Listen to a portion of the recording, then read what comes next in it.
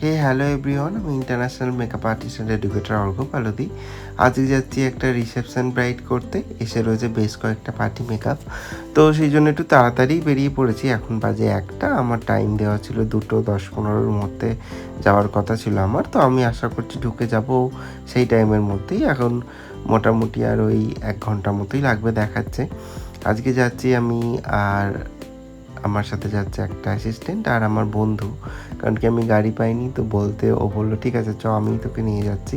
তো আমরা 3জন মিলে চলে গেছিলাম, আর আমার বেশ খানিকটা তাড়াই ছিল, তার কারণ আমাকে এখান থেকে 4টে থেকে 4:30-র মধ্যে বেরোতে হতো। কারণ কি অনেকগুলোই পার্টি মেকআপ রয়েছে গিয়ে, কারণ কি ওদের পার্টি মেকআপগুলো কমপ্লিট করতে হবে। তো সেই কারণে আমি এখানে ঝটপট করে মেকআপটা শুরু করলাম।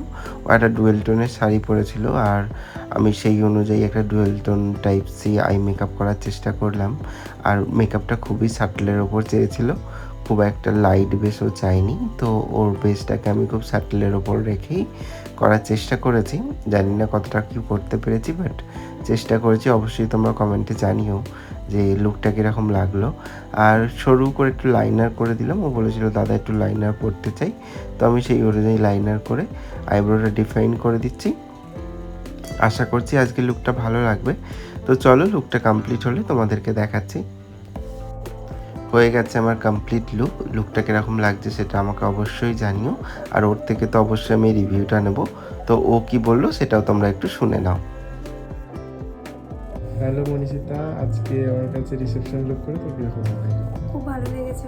মানে আমি যে কটা লুক তোমার কাছে করেছি খুবই ভালো লেগেছে প্রত্যেকটা। এটা আরও বেশি ভালো লাগছে।